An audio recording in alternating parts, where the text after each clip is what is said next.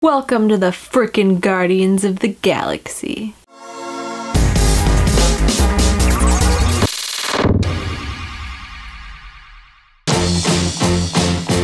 Hey, I'm Steph Koza, and I should have posted this video 5 days ago. To be completely honest with you, the reason that I did not review this movie until today is because instead of reviewing this movie, I went to see it 3 times. So, that's where all my free time went. But I'm here now. Since the movie has come and gone, and you've probably seen it already, I'm just gonna do a spoiler review. What the hell? Haven't done one of those in a while. Switch it up. So, Guardians of the Galaxy, Volume 2. Let's just get right to it. Was it as good as the first movie? No. Did I expect it to be better than the first movie? No. Am I disappointed? No. Did I freaking love it?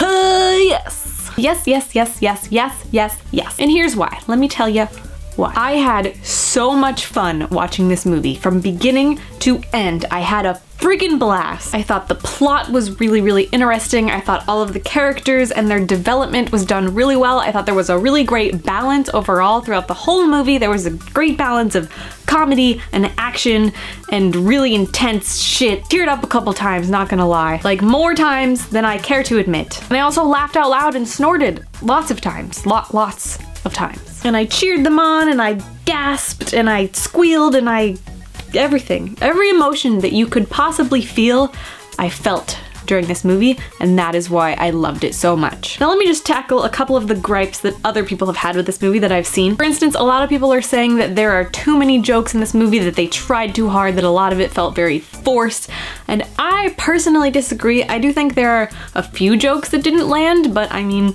the 1% of jokes versus the entire rest of the movie that I laughed at and thought was so hilarious really isn't affecting me that much. It's fine. It's okay. And yes, there are a lot more jokes in this movie than in the first movie, but I think the reason behind that is because this movie is a lot more intense. There's a lot more deep emotional shit going on. There's a lot more drama. It's dark. There's a lot of dark shit going on, and in order to balance that out and make this movie not boring and too like on the heavy drama side, they need to throw in more comedy to balance it out so that it's the same vibe as the first movie, and I totally get that and I'm okay with it, and I think it was great. Because honestly, I was a little worried that this movie was gonna be a little bit more serious than the first one, and that we were gonna get more deep into the personal relationships and the emotions and all that crap, and I just wanted to laugh, which I did, and I still got all that crap, and it was still there, and I still liked it because it was done in such a good way, and it was enough. It wasn't too much. It wasn't shoved into my face like, hey, cry, feel bad, drama, drama, drama. Anytime something started to get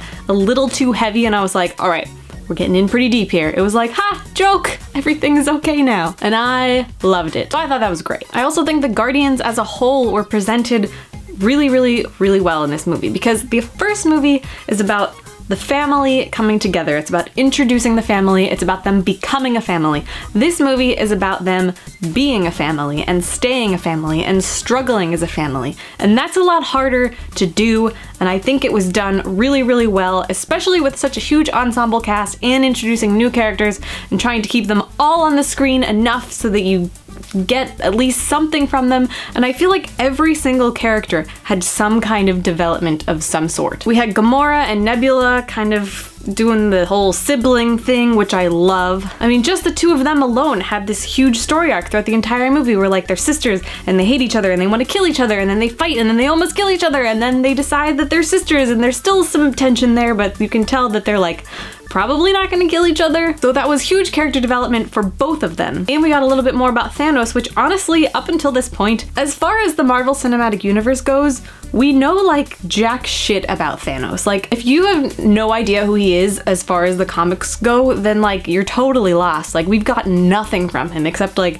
some random after credit scenes and like little snippets here and there. But by Nebula telling us like that he just destroyed her, we actually get some piece of information about him where we're like, oh, okay, so Thanos is a piece of shit. All right, good to know. Because up until now, it's just been like, Thanos is bad. That's literally it. But now we're like, no, Thanos really, he sucks. Fucking love Nebula. I just want Nebula to kill Thanos already. Just do it. Get your freaking revenge. I will watch it with popcorn in hand, and I will love it. And then we got character development from Drax, mostly through his relationship with Mantis, who honestly, I feel like her character was kind of pointless in this movie. I honestly feel like her presence in this movie was simply to introduce her character so that when Infinity War comes along, she's not just like a new person where like, oh, we already know her, so they don't have to worry about introducing her. That's honestly why I feel like she was in this movie. That's it. Because she really, she did a couple things here and there, but she was just here to be introduced and to be this kind of vessel for Drax to like show us who he is, I guess. Because I feel like we got a lot of development from Drax and a lot of really funny jokes from Drax, and it was all due to Mantis and him interacting with each other, which I thought was really interesting to watch. And okay, the one scene that just, it hit me so hard, and personally I feel like was just a really, really well written scene. Drax and Mantis are sitting outside the steps in Ego's planet, and Drax is looking at the waterfalls and he's like, this reminds me of my daughter. And he's just sitting there all like chill, and then Mantis just touches his shoulder and just breaks down, just starts bawling her eyes out. And Drax is just like, oh, Drax, you poor baby. And I honestly feel like we would have never gotten that from him if it weren't for Mantis, because he just doesn't express that stuff. So you always think like, oh, he's fine, it's no big deal. But then it's like, no, his family freaking died and he's not okay. God damn it, Drax. My heart. Groot didn't really have any character development. Groot was pretty much just there to be adorable, and I'm really not complaining. I was honestly a little worried that he was gonna be like the minion of this movie, like he was gonna be so oversaturated and it was just gonna be like baby Groot, baby Groot, baby Groot everywhere, being super annoying and cute. And personally, I don't think it was annoying at all. I think it was just the right amount of baby Groot, and it was very cute. And I'm fine with it. I feel like Rocket got some really great development, especially him and Yondu interacting, who Yondu, holy character development, Batman. Fucking Yondu. Mary Poppins. Frickin' man. God, I love Yondu.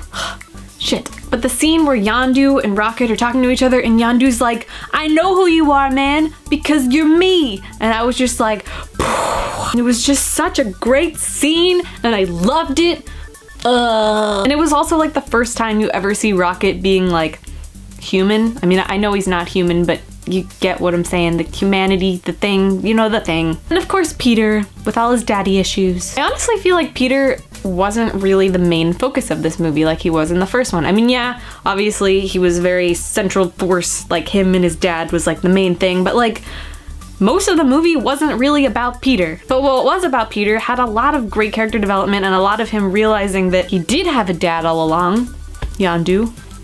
Bless his heart. And the whole movie is kind of about him realizing who he is and who his real family is versus who his biological family is, and also getting real pissed off at his dad because he's a fucking dick. I think Kurt Russell was an amazing choice for Ego. I thought he did an amazing job, and the reason I'm saying this is because he did such an amazing job that I will never watch him in anything he's in ever again because I hated his character so goddamn much that I can't even look at his face. I cannot express to you how loud the gasp was in my theater whenever he said that he put the tumor in Peter's mom's head. Like, the entire theater was just like, sounded like a studio audience. I actually laughed a little bit. I probably shouldn't have laughed. That was probably in bad taste, but it was just kind of comical.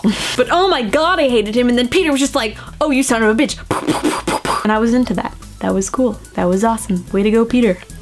You rock. Finger guns. Also loved Sylvester Stallone in this movie. Kinda wish we got a little bit more of him, but I am expecting more in the future. But I was just really hyped to see him and the whole like gang that he was with at the end of the movie, who, if you don't know, is the original Guardians of the Galaxy, plus Yondu, RIP. So that was pretty cool to see all of them together, being like, yeah. So yeah, pacing overall I think was pretty good. I feel like a couple parts might have dragged slightly and like maybe a little bit of the balance of that was off. It was kind of a long movie, like it was a little bit longer than I anticipated. Also freaking like, what, 5 after credit scenes? Marvel, what are you doing? I'm not saying I didn't enjoy every single one of them, but I'm just saying, you need to cool it. Up until this point, I've been kind of losing interest in the Marvel Cinematic Universe, not gonna lie. I feel like it's just been so in my face all the time everywhere I go that I'm just like, all right, I've had enough of this shit. But after seeing this movie, I'm like hype again. I'm ready for Infinity War. I'm ready for everything. Hit me with everything you got, Marvel. I'm ready. Especially because Adam Warlock, oh, hell yeah. I feel like we're really like digging deep into the Marvel lore at this point. It's not just like Spider-Man, Captain America, everyone that everybody knows. Now it's like, all right, we're running out of ideas. We gotta dig deeper, go back into the comic, get into the good shit. And now we're in the good shit. Infinity War coming, super hyped for that. So hyped for that. Oh my god. And I'm super excited to see how Adam fits into this because in some cases, he's the one who kills Thanos and takes him down. And in some instances, it's Nebula. I really want it to be Nebula. It better be Nebula, please. Make it Nebula. Goddamn. I also think it's kind of bold because I feel like a lot of people know who Adam is, but then also a lot of people have no idea who he is. Which I can tell because every single time I saw this in theaters, each time when Aisha was like, I'm gonna call him Adam. Crickets. Crickets in the entire theater. Well, it was a combination of crickets and who's Adam? Do you know who Adam is? Hey, who's Adam? And then there's like the one guy in the back who's like, oh my god, Adam! And then there's like another guy all the way on the other side of the theater just like, nerd! So yeah, that was my movie-going experience. But yeah, I think that's everything I have to say. Personally, I freaking love this movie. I love the soundtrack, not as good as Awesome Mix Volume 1. Oh, also, not gonna lie, pretty sure I got more emotionally wrecked whenever Ego crushed the Walkman. Like I was more upset about that than about Yondu dying. I don't know, I physically like audibly gasped out loud when that happened. I'm pretty sure I was the only one in the entire theater who did that, but I was just like, no, you can't do that. No, you didn't. And then the Zune. The Zune. We all had that one friend who was like, guys, the Zune is the future. The Zune is what's happening. Do they even exist anymore? Can I like go out and buy a Zune right now? Anyways, I'm gonna give Guardians of the Galaxy Volume 2 a solid 4.5. Like, I really liked it. I thoroughly enjoyed it. I will buy it on Blu-ray and I've already seen it 3 times. So you could say I like it. Anyways, did you see Guardians of the Galaxy? Let me know in the comments what you thought about it. Let me know what you think is going to happen. Let me know your theories about Adam and all the shit. All the shit. Just tell me everything. I want to know. And until next time, I am Steph Koza, and thanks for watching. Bye.